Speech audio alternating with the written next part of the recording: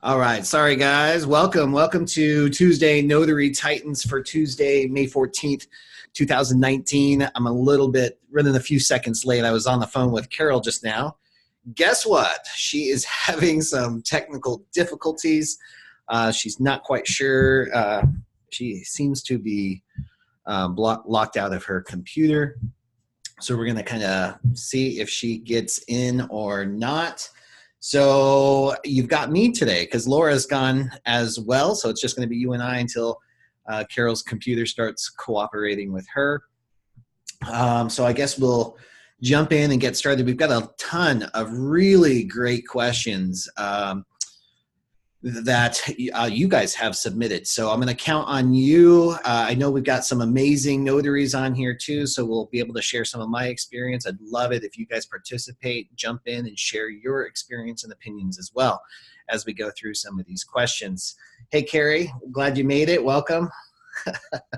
The other thing is, we'll just jump right in. Normally I ask Laura and Carol what they're excited about here. Since they're not here quite yet, I'm going to share what I'm excited about if you care to participate. Tomorrow morning at 9 o'clock Pacific Standard Time, we're doing the very last LinkedIn for Notaries follow-up call. And that's featuring the author of LinkedIn for Personal Branding. Her name's Sandra Long. I've been using her strategies now for a couple years on LinkedIn, just building a profile, building content, adjusting the profile, all that good stuff. And she has a course that I've been taking, and now she's jumping in to kind of finalize and share her thoughts, be available to you for questions and answers about how to use LinkedIn to help grow your business and your relationships, adding value, content, all that good stuff. So if you want to participate in that, I'll be sending out an email tomorrow morning. You can also go to linkedinfornotaries.com and just register for that to make sure you get those emails. All right, that's what I'm excited about. So let's jump in now. Thank you for being here. Is there anybody on the call today that has a burning question that you have not yet submitted that you'd like to ask right now?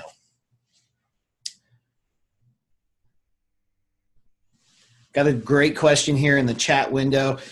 This is your time though, guys, so please feel free to unmute, ask a question. You can type it into the chat. You can raise your hand and remind me to look for those hands up if you do that. So the question is here. Oh, got one, Victoria? Oh, I didn't know you would see that. Okay. Yes. I was thinking this question may be for Laura because it's a trust question, but we'll see.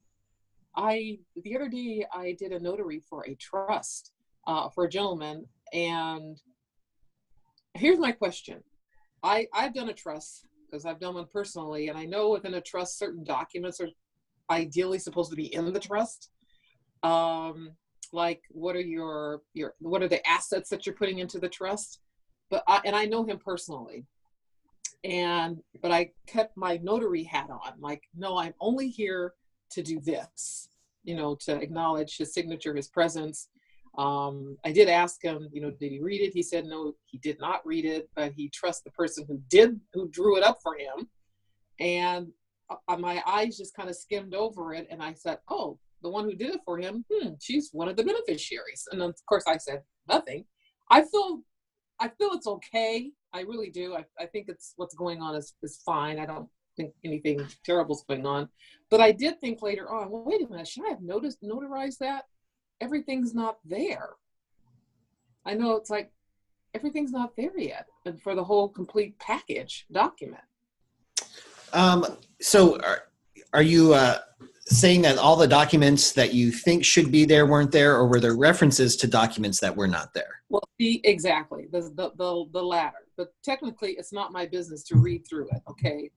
It's just to see that any blank, because he hadn't dated it yet either. And I'm thinking, you have to put a date on this trust because it's part of the title, the name of the trust, dated as on. He did fill in that line. But all of the documents, that list, oh, Carol's just came in. Yeah, all the documents, the document that showed the assets, they hadn't done that yet.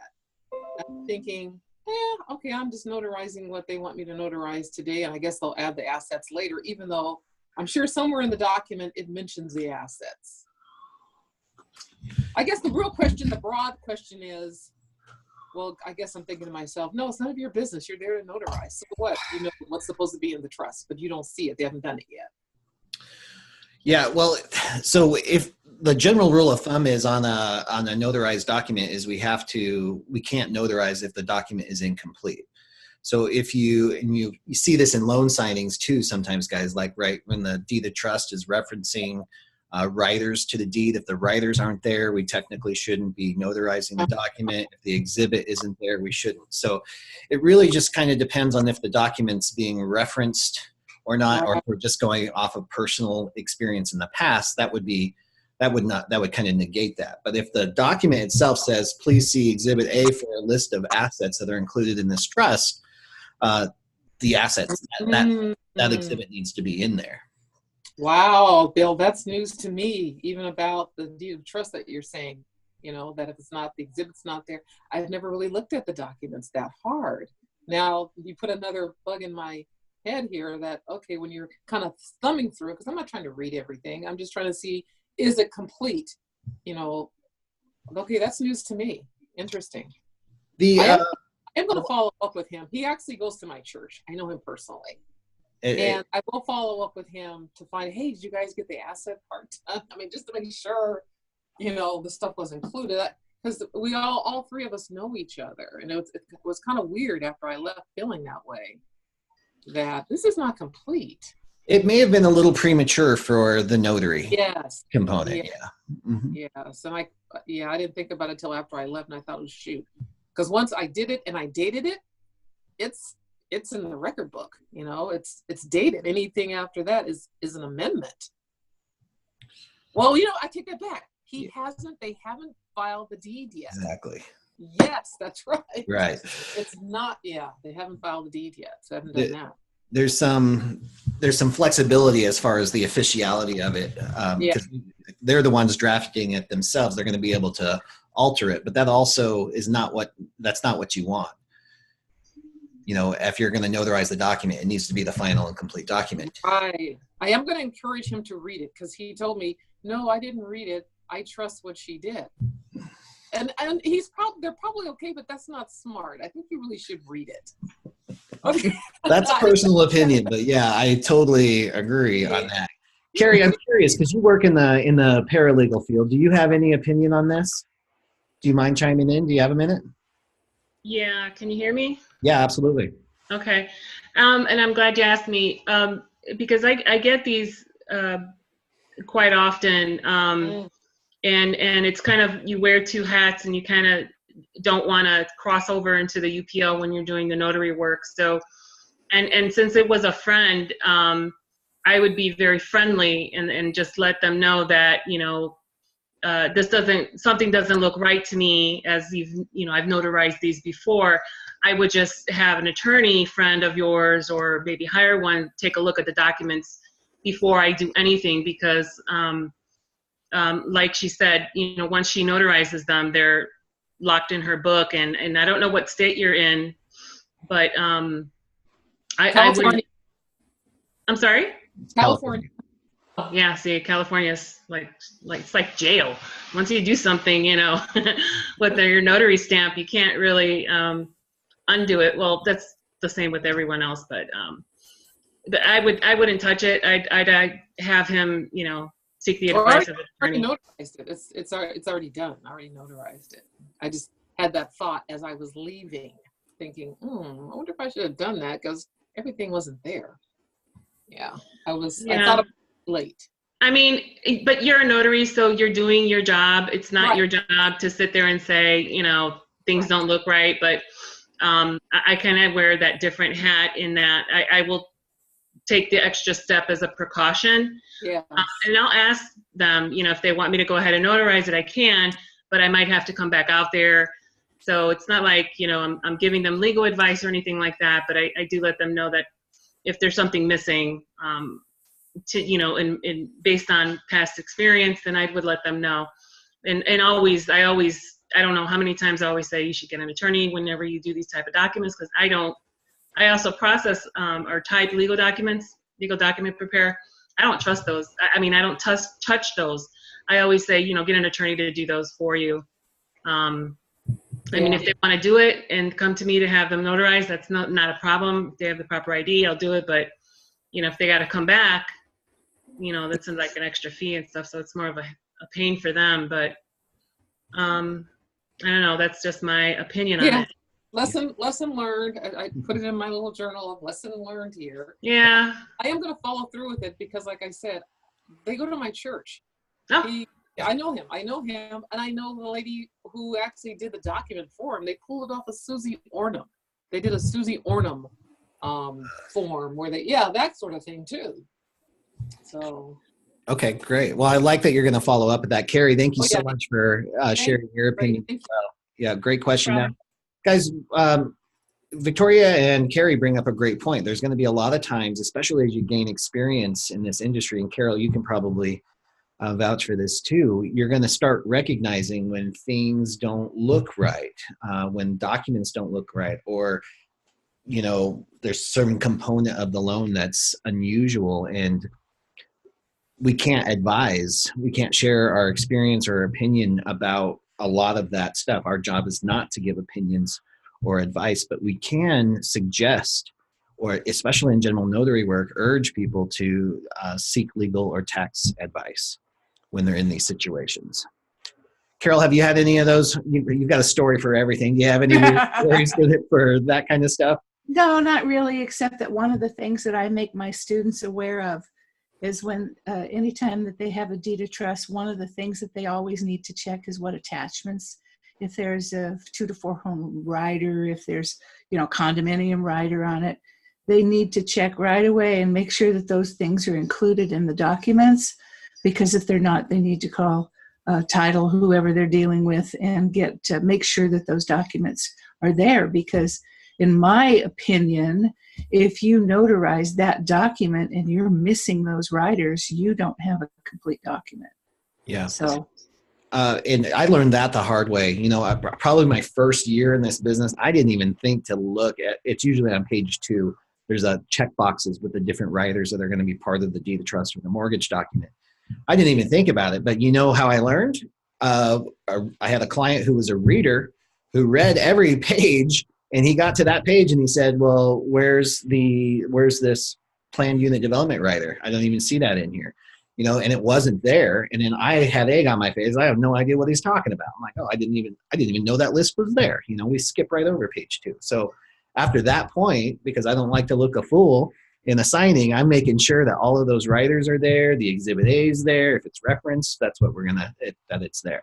When we're new, we can't possibly be expected to do that. I, like everybody else, I learned from the beginning. I mean, I had the advantage, obviously, of being an escrow manager for years and, doing that work.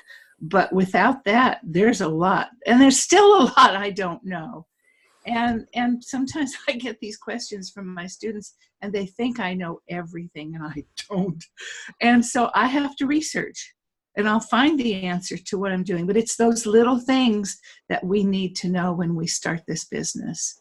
Yeah. Just looking for those little things that can throw you off. And I want to apologize. My computer would not let me in this morning. I don't know why, but for the first time it decided that it was going to ask me for my password. Well, I'm glad you made it. 20 passwords. Jeez. So I shut it off. I said, nuts to you. When I turn you back on, you're going to let me in or I'm going to throw this computer out. So listen, sorry. No, I'm glad you made it. We have a ton of great questions that people have been submitting, so I'm really glad you're here to help out with this. Let's jump. Oh, I think we got a couple over here too. Let's see. Is it our responsibility? Is it our responsibility to help a customer fill out the certification of trust form as well? I have little to no knowledge of even how to fill out this form, but they always seem to, but do try to help them seek the answers out when they're filling it out.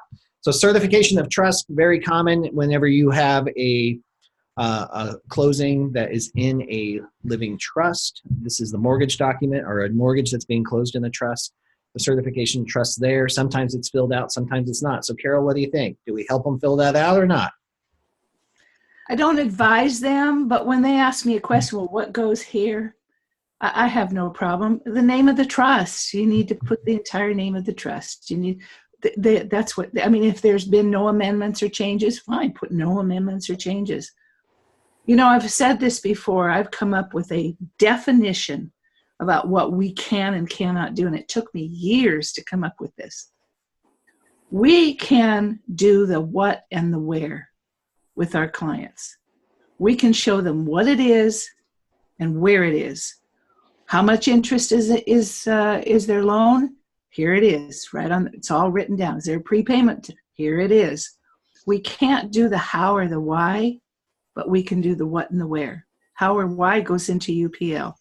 So I have no problem helping people to understand just the meaning of the question. When it asks the questions, has there been any amendments? Is there, someone new on the trust? I have no problem with that. How about you? No, because a lot of that they actually have at their fingertips anyway. The biggest question I get on that is who's the settler. So you can define who the settler is. The settler is the person who created the trust. That's usually, in these cases, that's usually okay. But you don't want to jam things up, but you also don't want to slip into that UPL. And I know we use that acronym a lot. It means unauthorized practice of law. So we don't want to step into the advisory capacity at all, but we can guide them as to where they can find the information or what definitions might mean. We can call Carrie. What's that? Yeah, call Carrie. On the certification of trust, the question from Carl is it just best to defer to title? What I found is if they have specific questions that get into the legalities or implications of putting down, if I put this, what happens here? That's the how and the why stuff that Carol just talked about. Then you could defer them to their attorney or to title, who might be able to guide them. But when it's just general questions, as we just said, you don't necessarily have to defer to title. We always want to know that title is on our side, and if they have deep questions that they need some answers to, we can refer to them. But we also don't want to inundate and just be unresponsive with assistance or help too. So it's a delicate balance sometimes. One of the things that we deal with that I talk to my students about every time they're doing a purchase sale for the first time or second time is the tax documents. Sometimes, oh my God, in California, you've got the 563, which is a book. It's like a 20-page book. And it asks people questions that are very specific to when they purchased the property. It has to do with the capital gains taxes. And so many times over the years, I've had clients that they don't know how to answer these questions. They're like, I don't know what percentage. I mean, my wife and I bought the property, but there's a lot of questions in there that they're not sure of. And the advice that I do give them is that I can't give them advice at all.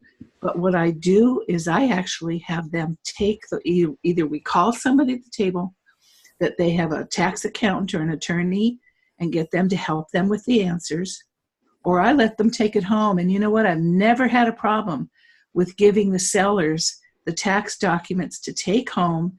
I tell them they need to get help as soon as they can get a hold of whoever it is that helps them with their tax stuff. And then they need to get it back to escrow ASAP.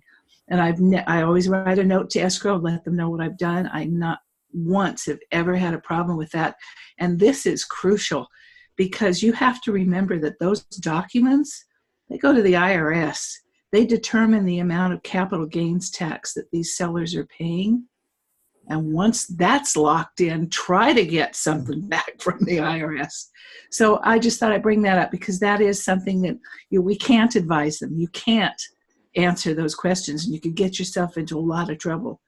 But what you can do is advise them to seek, advice from someone who knows their situation. Mm-hmm. Great advice. Great non-advice. Yeah. All right, let's jump over to the PowerPoint here because we have some great questions today. All right. This I thought was a great question. This is a new one. I'm curious about for sale by owner notarizations. Is there a market for notaries? Are their docs any different than seller purchase with outside of FSBO? Any precautions about the process for a notary in FSBO? I see a lot of houses for sale by owner, and I think I would just call the number on the seller. Carol, what do you think of this? I used to do a lot of FSBOs Mm-hmm. as escrow. You know, we used to do a lot of FSBOs for sale by owner. And there's not a lot that you're going to do for the seller, primarily the grant deed, not much more than that, really. And then, of course, buyers, if they have documents and they have, they find their way to you, you certainly can do them just like anything else. I never found much difference.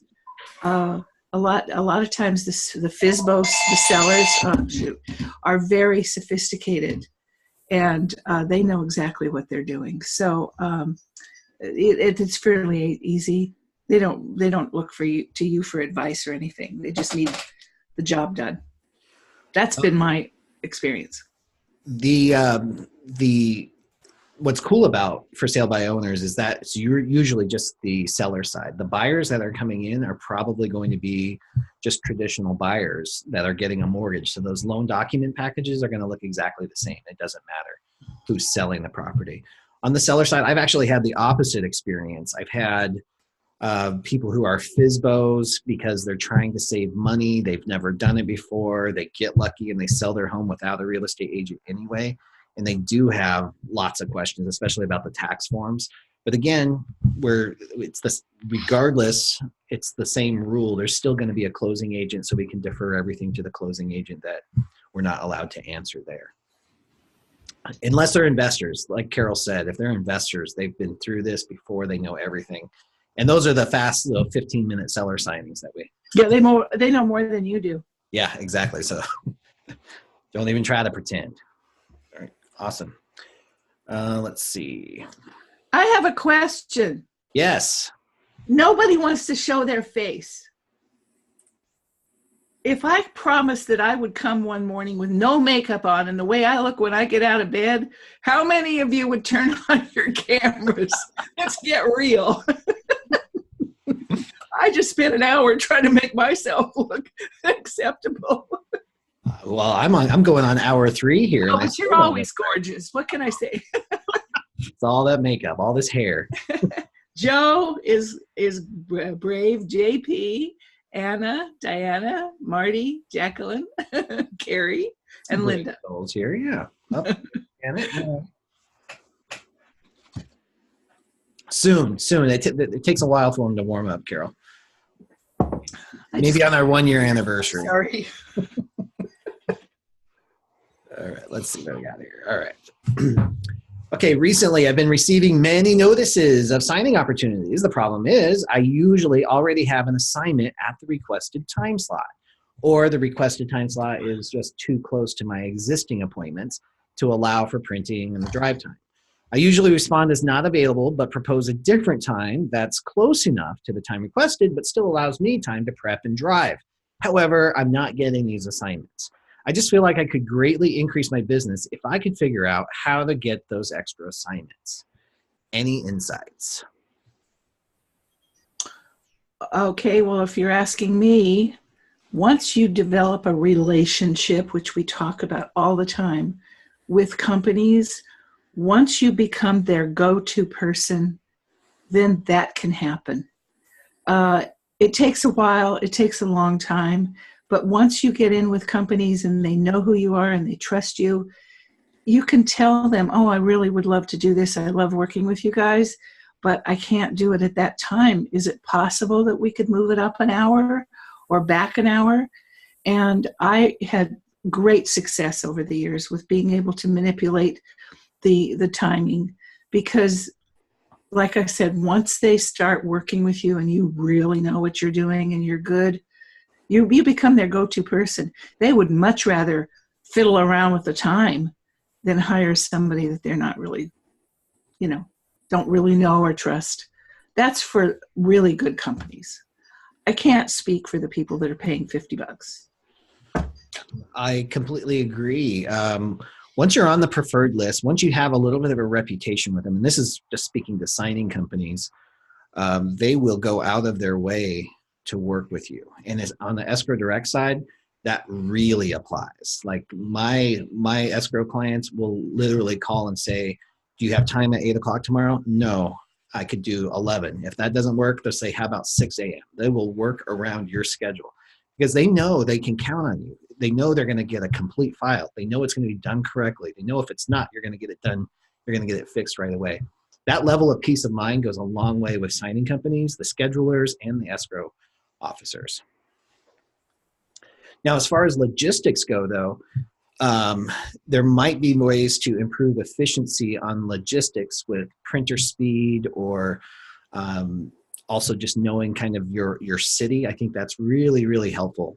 And that's been kind of a key to my success too, in just being able to really stack appointments, is to know what the traffic patterns are in my city. I mean, you can't account for everything, right? But I kind of know exactly how long it's going to take me to get from point A to point B. I know I can squeeze this one in here, even if it's by a half hour.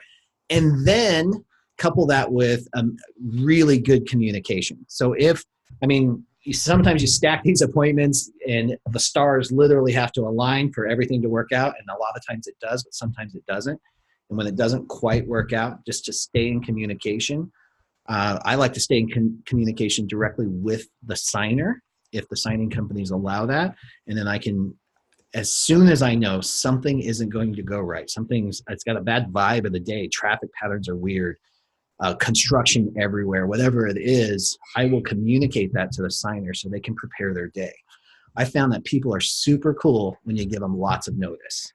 If you tell them at 5:55 that you're going to be 30 minutes late to their 6 o'clock appointment, they're going to be pissed, and rightfully so.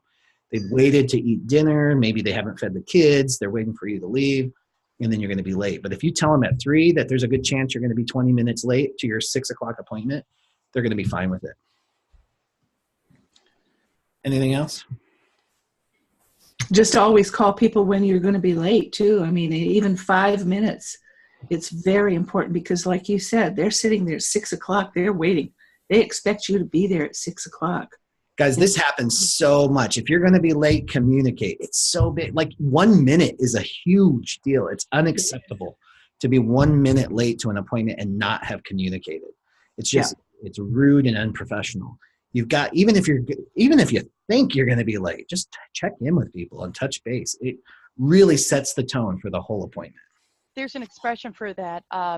15 minutes early is on time is late, and late is unacceptable. Oh, I like that. I like that a lot. I like that. Bill? Yes, hi. Hi, it's Jenny. Can I ask a question on the flip side of that? Absolutely. Sometimes I get lucky and I always try to plan to be early just because I prefer it that way. But I always like to also call them if I'm going to be early and see if it's okay with them if we start, 15, 20 minutes early. I haven't really got any, and you're right, I always call the signer too, just to let them know.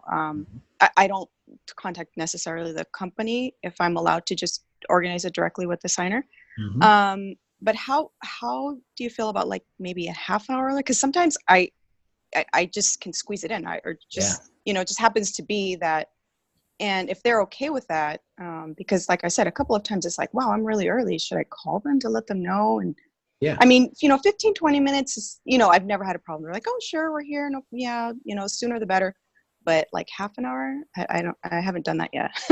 No, I love that. And I love days where you run ahead of schedule. So for me though, I don't like to call them because I feel like calling them puts them on the spot.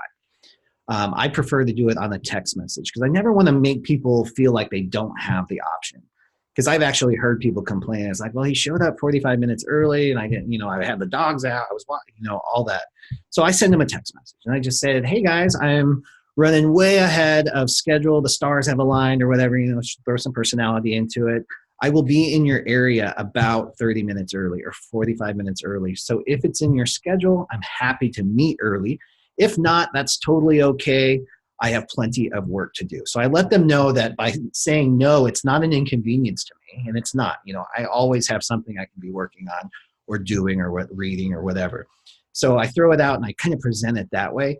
9 times out of 10, they say, absolutely, come on over. Sometimes they're like, I won't be home from work until that time.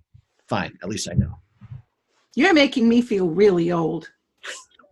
Why?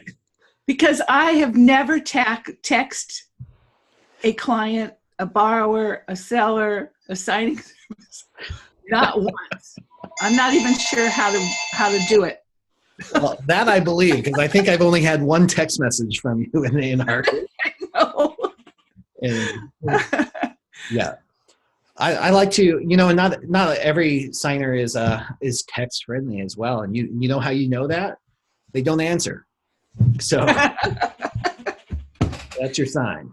Well, I remember the days when we used to put our finger in a thing called a phone, and you go dial, dial, dial, and it would ring, and they would pick it up, and you could talk to them. Keep your stories believable. Nobody believes that. All right, let's see what the next one is here. All right, the biggest question I have is how I can turn this into my full-time gig when I'm starting part-time because of the JOB. Carol, I know we get this one quite a bit. Do you want to share your insight on this one? I watch this happen all the time. It makes me so happy to see when people come, especially young parents, and they're working full-time and they're trying to get away from the grind of a full-time job, and they want to do this and they're good. It obviously it takes time, but when you, like I've said 1,000 times, when you start establishing a relationship with the companies that you work with, and they realize how good you are and how much they can rely on you, you become a go-to person. And becoming the go-to person means that you're going to get more and more work.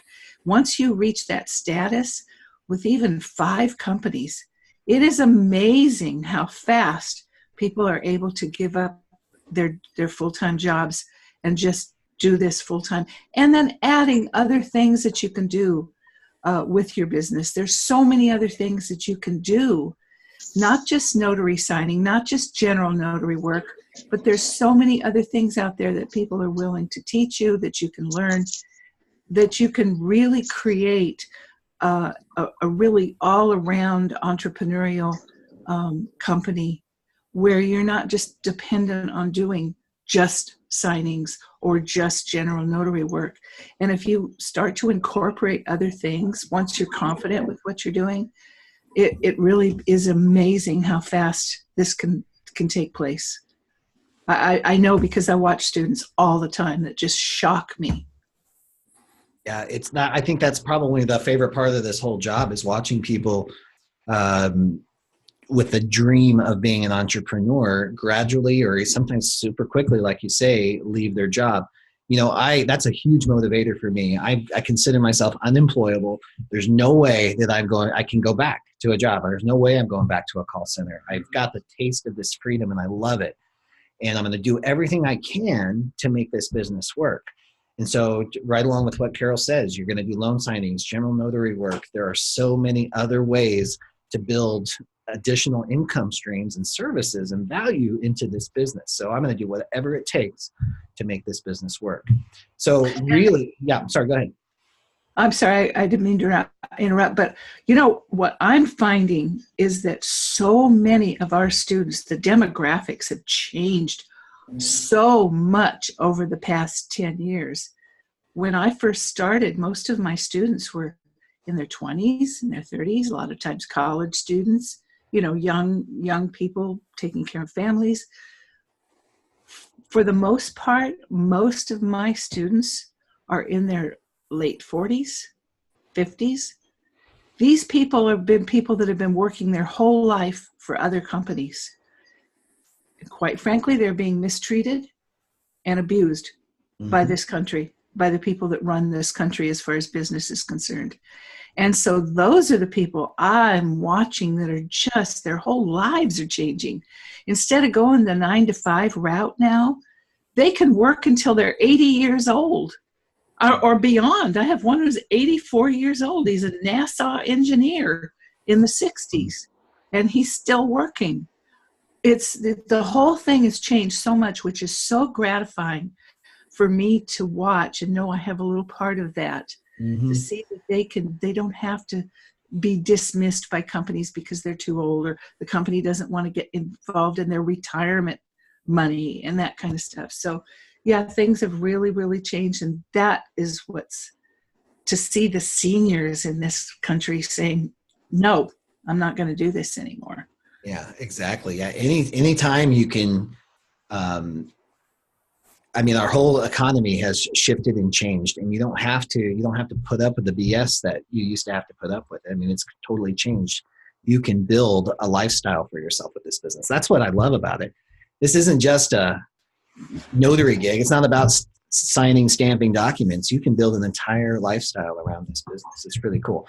And then just to get back to the part-time versus full-time too, you know, there's a strategy to doing this. You know, sometimes in the beginning, you have to sign up with a lot of signing companies to get your revenue up. And what happens is you start to get data. You start to turn down a lot of signings. And then you can start to say, all right, wow, all right, I had to turn down 10 signings today. I took 4.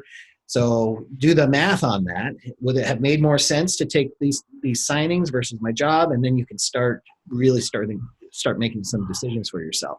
The other thing I really want to highlight, guys, is that it doesn't always take dozens and dozens of clients to do really well at this business. You know, for me, I had to make this unreachable dream of making $100,000 a year. Like I went from zero. I was like, I'm broke. I don't have anything. How do I start making this money? So I set this huge goal of $100,000 a year. How would I get that? How would I make that? And then I started doing the things that I thought that a $100,000 producer would do.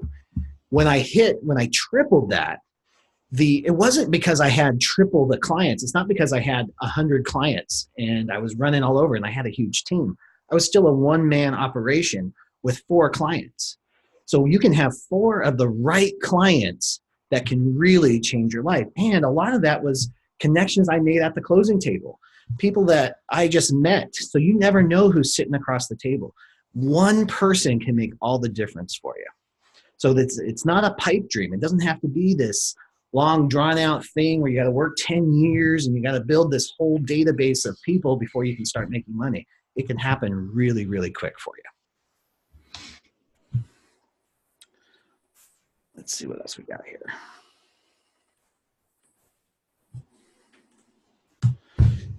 Can we talk about out-of-state attached certificates? I'm in Washington and follow our laws, but I've had 2 rejected from California because the county recorder rejected, and 1 from Georgia for the same reason. So, Story. Carol, we talked about this a few weeks ago, right? Yeah. Oh my God. When I was in Arizona, I always used Arizona compliant certificates if California was involved, because their wording is very specific, that you're going to, you agree that you're, I can't remember the wording exactly, but you're going to agree to follow the rules and regulations of the state of California. It's very specific, just California notaries. And I never had a problem attaching an Arizona certificate to a California document. In this one instance, we did it. My husband and I did the signing. I attached the Arizona. I don't believe in crossing it out. I don't like that. It's messy, and I just don't do it. I like just putting in my own state. That's where I'm commissioned. And so I sent this document. Everything was perfect, no problems at all. It needed to fund right away. And I got a call from the escrow officer in California. I can't take this. I need to have a California. And I said, no, you don't. You're going to take my Arizona, because I am not commissioned in the state of California. I'm not responsible for following the rules and regulations of the state of California. He refused. He absolutely refused to accept those documents, and he was holding up the recording of the documents because of it. And so I called his manager. And I said, this guy, I don't think he knows what he's doing. And he's insisting that he will not record this. He will not fund it. He's just going to sit on these documents until I send him a California compliant acknowledgement. Well, she knew what she was doing. And she said, no, little boy, you can't do that. And they accepted the Arizona, and it recorded, and everything was just fine. Sometimes the problem is with the county recorder. Los Angeles is just horrible. But you got to insist on doing what's right, and what's right is abiding by the laws of your state where you are commissioned. You're not responsible for another state. And this is, I see this with my students all the time. And we've really only had a couple of problems where people have submitted their own states, acknowledgments. Got it. Somebody said something. What? It was, I fixed it. Oh, okay. Anyway, yeah. Good. I totally agree. And I think, there are some companies out there, or individuals. Sometimes they do it from an ego standpoint. Sometimes they just think that they're right, and they think they're doing things the right way, and they'll kind of strong arm you. But that's why it's so important to understand what you can do in your state and what you can't do, because you don't want to get bulldozed by people. And they'll, even escrow officers, sometimes they're like, well, they'll just kind of state it like, oh, this is what we need. But you're like, that's against the law. They know I can't do that, but they're still going to present the opportunity for you to do things that would make their life easier.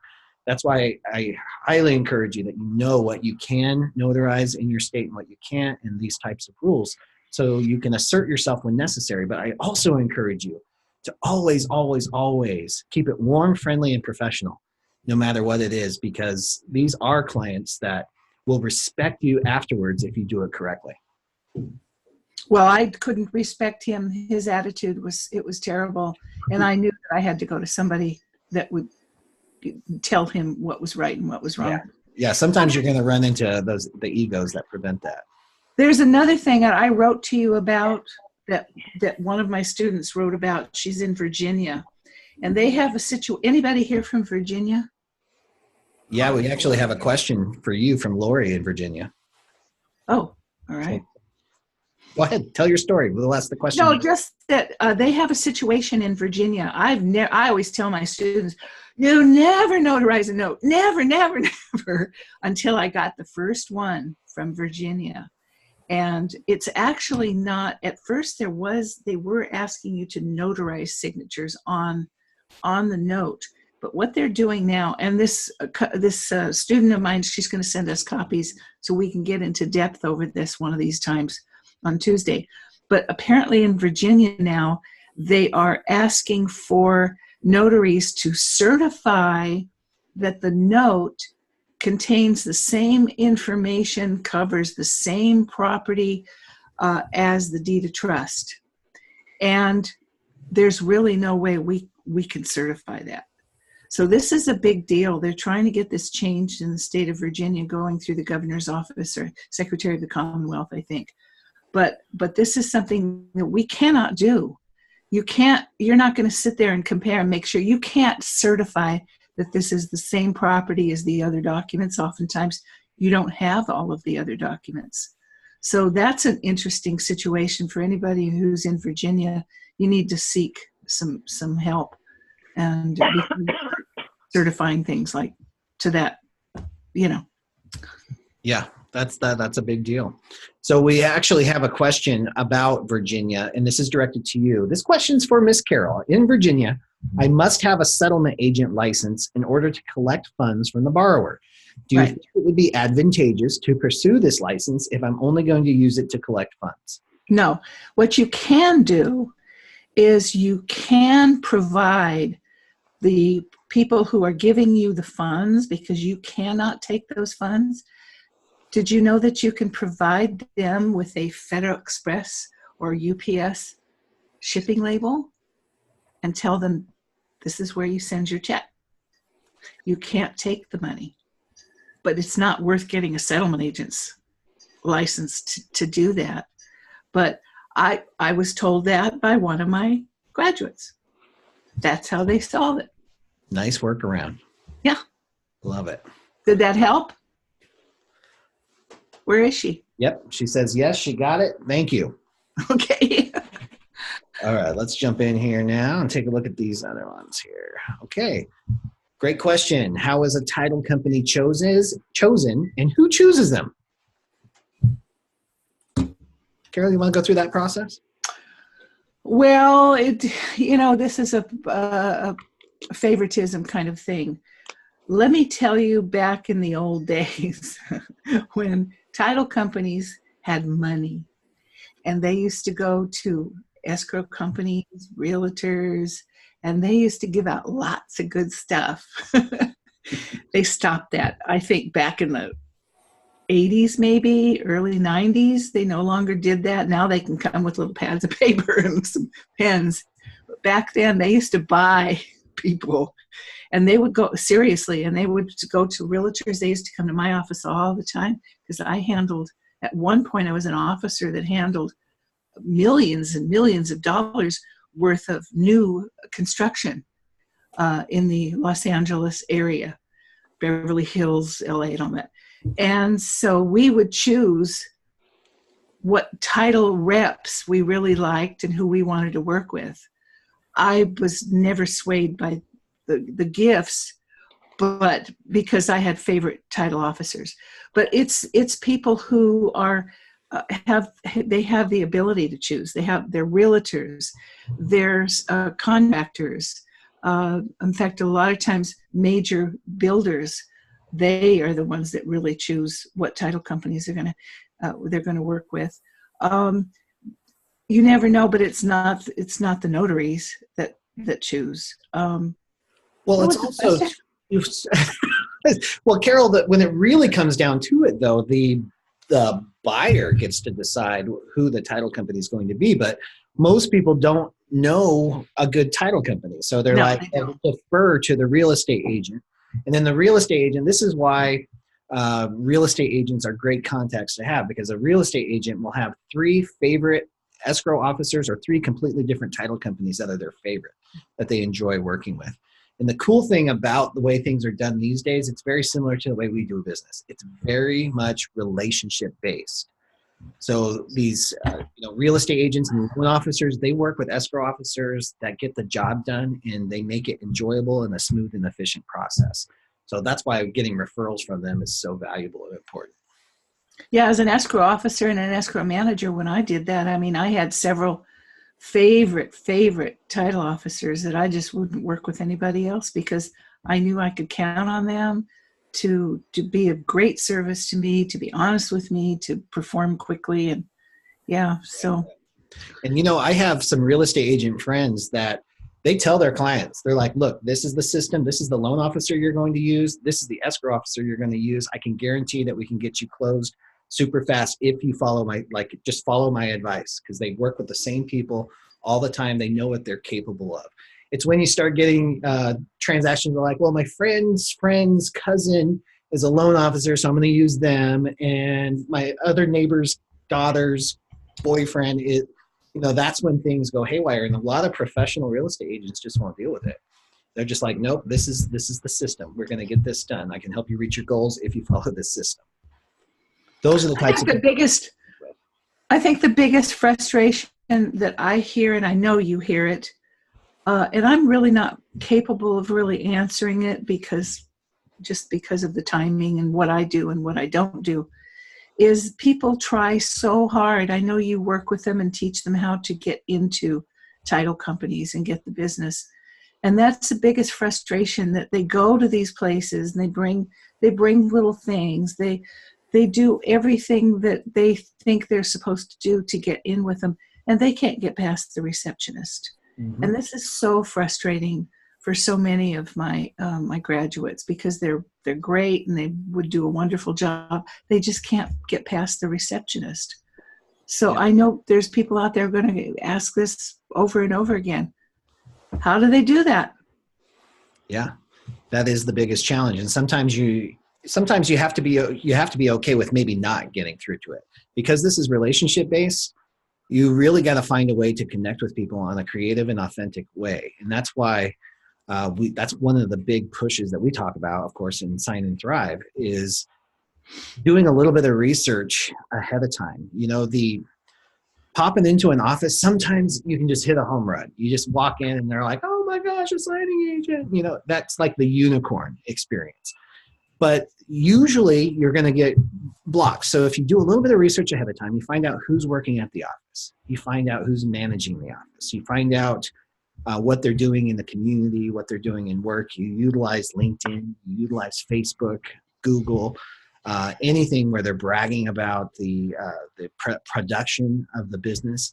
Then you can find ways that you can relate to them and craft a message that's different. You can walk in if you really want to, if you have that gumption to do that. I didn't. I had to find a way that allowed an introvert to succeed in this business without cold calling, because I have tanked an entire business, my biggest investment ever, because I had a fear of cold calling, and I just don't want to do it. I don't want to be that. I don't want to do it. So I had to find a way to make it work. And when you warm people up, when you find ways to connect on different levels, it's no longer cold calling, and it's just two people hanging out, letting the relationship kind of organically grow, and then it inevitably becomes business. It's a totally different approach to doing this. It takes a little bit of time, because good relationships do, but think about your best friendships or your partners in life. It wasn't oh, bam, we love everything about each other and we know everything about each other. It's an organic process that takes time, and the longer it takes, the more solid those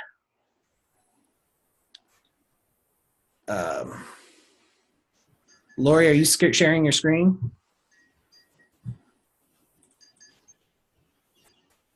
I was trying to ask a question in regards. I didn't know. I'm playing with it, actually. I was actually trying to ask a question in regards to the note situation that Carol was just talking about, and I was trying to upload a copy of the actual language that we have. Yeah. If I did anything, I'm sorry. That's okay. You got our attention. We can see it now. This is awesome. I think, Carol, this was the sample of the document you were talking about, right? Yes. I actually notarized this because I was told I could. I was told by an attorney friend of mine. They said that basically in Virginia that we can notarize verification of fact, so to speak. And the fact that I can see that there is a deed of trust in package to that note, and it has the same property address up there. Is that like the same? This is very debatable in Virginia. There's people in the governor's office that will tell you can't do this, and they're trying to change the law. And then on the other hand, you have other people, such as attorneys, saying, yes, you can. I've looked at it. I've looked at some of the situations that people, find themselves in when they're expected to notarize this. And in my opinion, you can't be responsible for making sure that that property is the same exact property as what's listed in that area, on that certification. Certification, notarization are two different things. Notarizing is recognizing somebody as the individual that they've proven to you to be, acknowledging that they have signed this document in front of you of their own free will. Certification is a whole different thing. And if you read that, it does say this is to certify that this is the note described in and secured by a deed of trust. But oftentimes they don't even have the deed of trust there. This is the problem. This was the problem when my graduate called me. She had nothing but the note. Okay. So in my situation, yes, I had both the deed of trust and the note, and I was able to verify that the property address and everything was the same and dated March 11. So I guess that's why he told me I could sign it. Yeah, I don't know. I'm not an attorney. I wouldn't even pretend to get into this, except it's become a huge problem in the state of Virginia. Yeah, it's thank you. It seems really logical. And then at the same time, when you see the way that it's worded and the responsibility that it takes to certify that it's actually the same property secured in that deed of trust, that just seems like it goes going far beyond what our responsibility should be as the signing agent, for sure. So that'll be interesting to see how that plays out. Yeah. I'd be happy to have Laura. I think Laura is going to be able to. I've already talked to Laura about this, and she's doing some checking too. So when we, maybe next time we meet, we'll have more answer. Yeah, there. definitely. Definitely. Now, Andrea, I keep muting you again. I'm sorry. Are you trying to ask a question? If you are, I apologize. Feel free to unmute and ask again. Perfect. Let's just jump in here now. Bill, this is Linda. I have a follow-up to the relationship question with the title and realtors and that sort of thing. Yeah. Here in Tennessee, where I'm at, and this is probably true across the country, I'm going to call them umbrella companies. You have a developer who also has a relationship or has started a title company and also has underneath a real estate office. Mm-hmm. So you've got, you go in, you go to the developer, you find the property, you want to buy the property, and they steer you towards using their title company, their real estate agent, and possibly even a lender that they may have an association with. Right. In that case, and I realize things take time. You can't just walk in the door and say, like you said, I'm here, or, well, yes, I know you have notaries, but what if they're not here? What if they're sick? Do you have a backup plan, a plan B? But in that case, other than persistence, would it be, in your opinion, would it be best to pursue a relationship with the title company, with the realtors, or with someone in the development office, in the developer's office? What direction do you go at first so that you're making the best use of your time and efforts? Mm-hmm. Great question. So many of you probably know that I really kicked off where my business really started to shine was in this exact situation, was with builders. When I heard that builders have these unique relationships or strategic partnerships with title companies, or they sometimes often own their own title companies, I said, I want to be a part of that. But still, we've got to remember, no matter what, who's the one that's going to hire us? That's where we want to focus our energies the most. And that is going to be the closing agent, whether it's title, escrow, or an attorney. That's who's deciding who the signing agent's going to be. That's who we are representing at the table as we're collecting those signatures. So that's where I would focus the majority of my efforts. And that's how I created my Fab 100 list. I would put down, all right, this builder is associated with this title company, apparently. Sometimes you have to Google it and search it and kind of decipher it and put your investigative hat on and figure it out. Sometimes it's really obvious, right? It's like Mary Kay Homes, Mary Kay Title. It's like really obvious. Sometimes it's not so obvious. And sometimes they're not owned. They're just affiliated, or they have a strategic partnership, like I said. So if I was going to really focus on the efforts, it would be with title companies. Still, in those types of relationships, the builder is the king. So if something happens in the transaction, I've had these before. I've had to let notaries go. I've had to move them to different offices because the builder doesn't like the way things are done. So everybody has to answer to the builder. The lender has to answer to the builder, the title company. I mean, that's just the way that it goes. So still, those relationships can be extremely valuable because one phone call can change your life. If the builder or the real estate agent connects you to the builder and you let them know they really want to work with you, they're going to call the title company, they'll make an introduction at least. So all of those relationships can be extremely valuable and rewarding for you. There's something really cool about signing brand new homes, especially first-time home buyers. So that whole aspect of this business has been very rewarding all the way around. Was that helpful, Linda?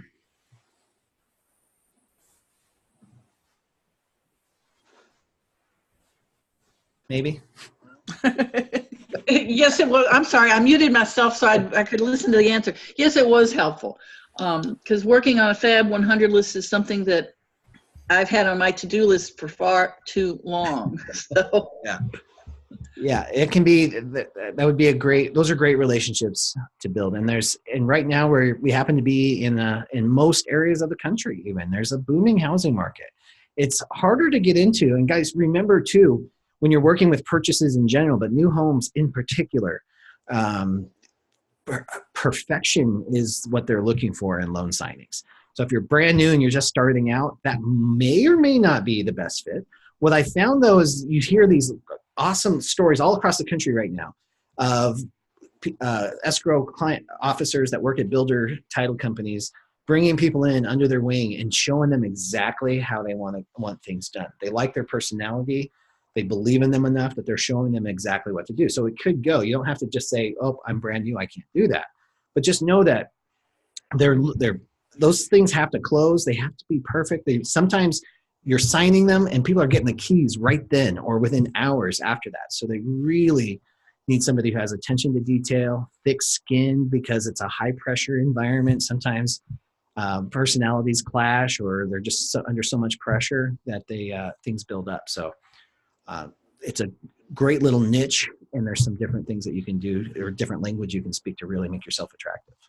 I think I've talked about this before, because I did one of the biggest jobs I had was working as an escrow officer in an escrow company out in Santa Monica, California, where I took on one of the largest, well, the largest at that time, the largest builder in the state of California.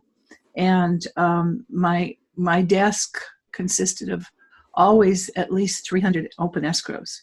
Yeah. And what I did, and what the services that I offered, was to go out, like when they would close a neighborhood, wherever it was, it could be 50 miles from my office, and you would have the inspectors go in, they'd issue the permits, and you'd have a whole neighborhood that would be closing, maybe a whole block consisting of 15, 16 homes on the block. And so you would be inundated with documents coming in. Once those permits were issued and everything was ready to go, I would get tons of documents within 1 week. And rather than having people travel to my office to do the signings of these documents, I used to take the documents to the facility, whatever the building area was, and they would provide me with a model home, with a printer, and with a FedEx pickup at the end of the day. And I would drive out there, make the appointments 1 hour after another, and do this. So that's something that you could keep in mind if you do get connected with a builder, that this is a service that you can offer them, that everybody, because they can do their walkthroughs, they can do all kinds of things while you're in that area. And I actually became friends with the owner, and I just found out recently that he's deceased and his kids are running the company. But I made a very good relationship with him directly. There's no way he would have used anybody else for a long time. So that's something to keep in mind. That's an extra service that was very important to him. Yeah, that's huge. And along that same line, relationships mean more usually on that level too, because they're used to, they have contractors, they're very relationship driven in the first place. So by adding that extra value, being there, you're almost like on their team. So they really seem to appreciate you a lot more too. I don't know if you run into this, but the coordinators for some of these are very much alpha people, whether they're male or female. Have you run into that? They want it exactly the way they want it, and they don't put up with anything else. I love working with that type of person, the OCD, this is the way it is, because they rarely make a mistake on their end. So when I get a package from them, I know their signings are going to go super smooth usually. And if you find a mistake, you get to be a real hero in that. Yeah. But I also wanted to talk about what you said, going out to the communities, especially with builders, guys. Sometimes they have the relationship with one title office in one location that might be 100 miles from the neighborhood. So, or the development that they're doing, or even 50 miles. Sometimes in LA or Phoenix, 20 miles could be, an hour-long ride in the wrong time. So when you make yourself that available, when they know they can count on you, when they know that you're going to get the signing done correctly and deliver documents right back to them, you get more signings. They start trusting you more. They squeeze things in differently, and they might even pay you a premium on that too. All right, guys, I can't believe it, Carol, but it's already 5 after 9. Wow. And we still have dozens of questions to get through. So we have got our work cut out for us next week as well, guys. Thank you so much for growing yourself and your business on a Tuesday morning. Carol, thank you so much for being here. You know, we didn't give you a chance to say what you're excited about. Do you have anything going on this week? Yeah, as a matter of fact, it's personal, but my granddaughter, who got her master's degree from Limerick, University of Limerick in Ireland, and I've only seen her once since she got out of school, and she's out down in San Diego. She's coming up to spend a few days with us this week, so I'm pretty excited. Awesome. Yeah. That is exciting. Well, good. I hope you guys have a great time. Guys, thanks for joining us. You guys make this great, and we love hanging out with you. We'll see you next week. Bye-bye.